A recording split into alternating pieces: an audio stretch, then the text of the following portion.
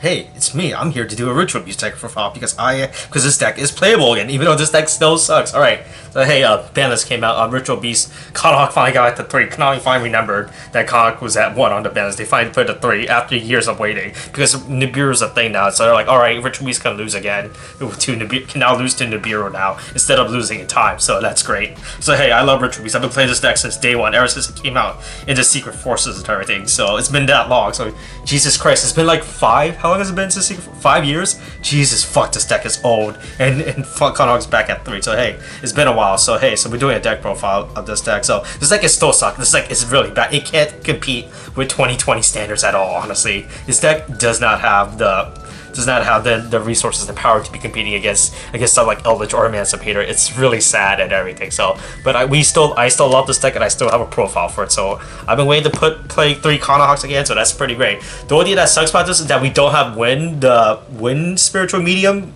Where the fuck that fucking card name is, the one that searches out any wind monster, makes this deck completely better in terms of consistency, but that's really sad. I hope we get that too. Supposedly it's gonna be in Battles of Legends Armageddon.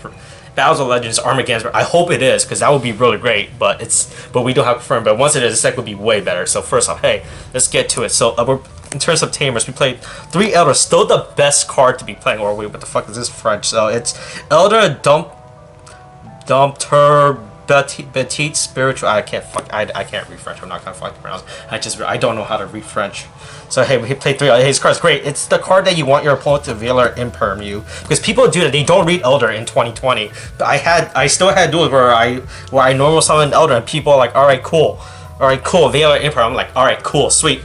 Extra normals, because Elder's effect to get it extra is not an effect. It just happens. It just happens as soon as he summons. So hey, you want people to veil or imperm this if they don't read their cards correctly.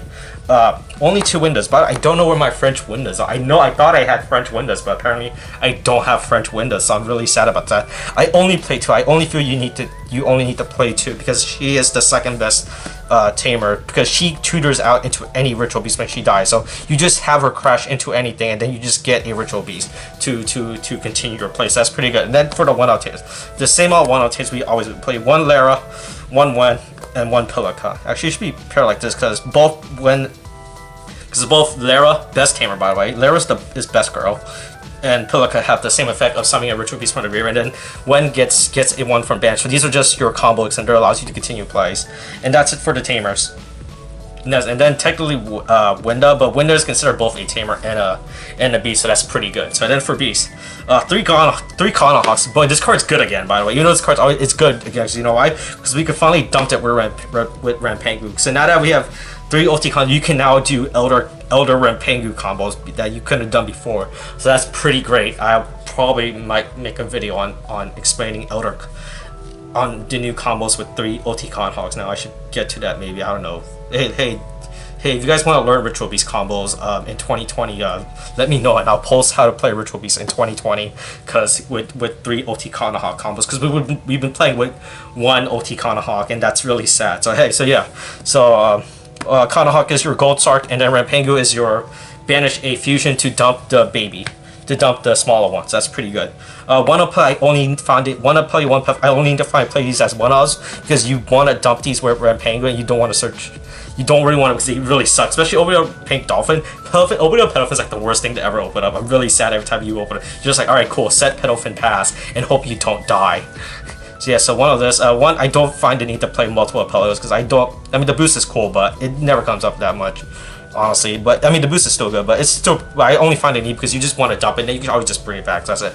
So that's it for the Ritual Beast 6. So we play a lot of Ritual Beasts. It's really sad that you have to dedicate this much space to the Ritual Beast card, because you need a bunch of names. And then for a hand trust, we play a 3-dimensional shifters, or where the fuck this is. Majorita Dimensional Dinanale, wherever the fuck French words are. This is macro. You need this, because this if you open up this, you win. It's the best. It's the best, unironically the best Ritual Beast support card, because this allows you, if you open up Dimension Shifter and then Elder Cannahawk or Elder Rampangu, you have full combo. As long as your opponent does have Nibiru, you have full combo, and you can just end with so much advantage. Next, 3 Ash, 3 what the fuck is this? Floricel Del. Okay, I'm not gonna fucking bother. I just realized I really cannot read French. I'm not gonna fucking bother reading Ash Blossom's French name. 3. Hey, good card. Hey, Ash Blossom's still a good card. Nope. 3 Effect Veils. First, still good. The Effect Veil says we can make access code talkers. That's pretty good. That's the reason why we play 3 Veilers. And also, Veiler is still a good hand trap. 3 Nibiru's. I really want to bump this up to 3, but I really don't know what to take. Because I want to keep this 40 cards, but I feel like Nibiru should be played as 3 this format because it's such a good card. So 2 Nibiru's. Probably want to bump this up to 3.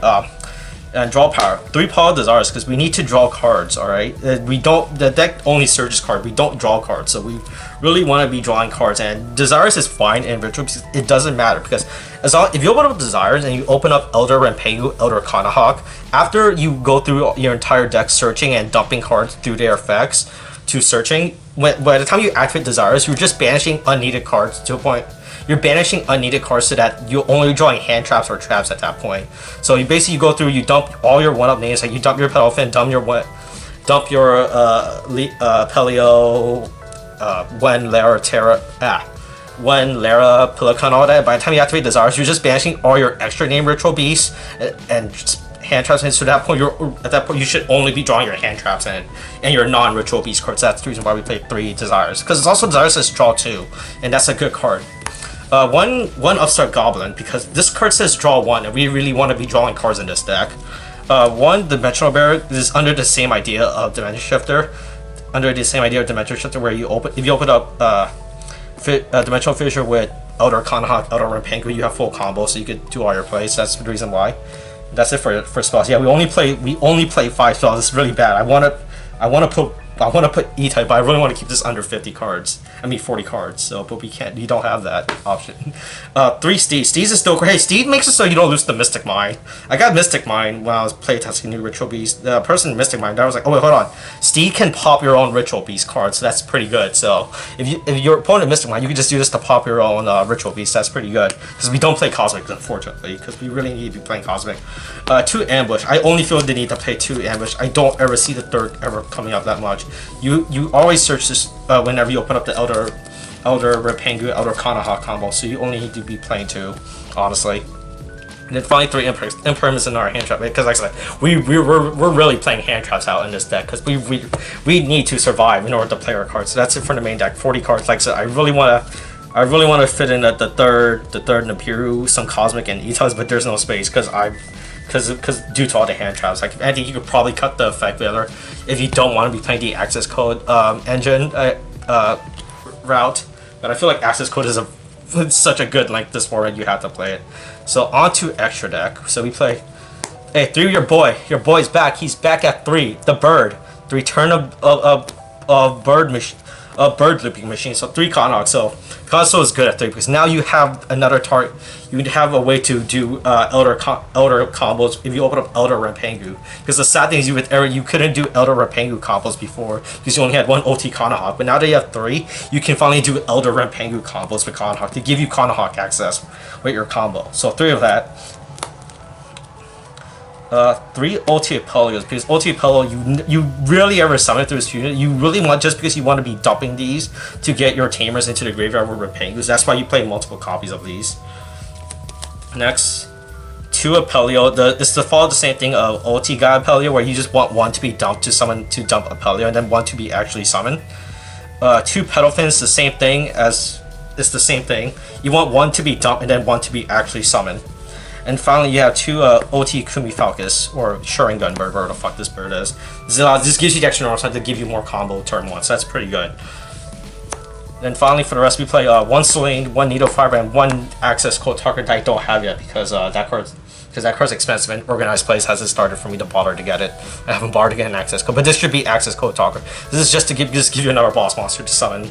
But it's really fucking risky because you only play 5 traps and 3 of them are the same thing. And that's the scene where I want to try to fit in E-Telly and Cosmic just to add more spells so you can resolve Selene's effect to get it to go to the Access Code package, because the Access Code package is good. That's just a strong card to summon, honestly, because it ends game. So these 3 are the last 3 cards of the deck. I tried testing Desires. I'm not a big fan of Extravs because it follows the risk of you banishing all 3 of your banishing multiple your OTL. Like if you banish 2 Cannahawk, you're literally just playing old ritual beast, and you're not in any position to help yourself. That's why I don't like extravagance in this deck. I'd rather just play Desires to banish extra copies of ritual beast, just to banish extra ritual beast, so you can always go into your deck to get into more of your hand traps and non-ritual beast card. Yeah, I'm not a big fan of Desires, like, because the fact that you can banish, you have the chance of banishing your Cannahawks really fucking sucks, and this deck needs Cannahawk to survive. Like, if you banish 1 Cannahawk, you're fine, but if you banish both 2 or 3, you lose with this deck, because this deck literally does nothing without Cannahawk, because in order for this deck to gain any type of advantage or resources, you desperately need this card. So that's why I don't play the extravagance. I don't like extravagance in this deck, even though people say, hey, play cards. Like, no, don't do that. Don't listen to them. They're trying to trick you. Don't listen to their lies. But yeah, hey, that's it. That's Ritual Beast for 2020. We have 3 Cannahawks again. Yu-Gi-Oh! Is great again for a Ritual Beast player. I love this deck. Laro's the best tamer. It's the bestest of all. Cannahawk's my boy. Need to find where my windows are. Where my French windows. I know I have them somewhere. Okay, I guess that's it. Thanks for watching. I guess comment or like whatever the fuck people do say in these videos. Okay, thanks, bye.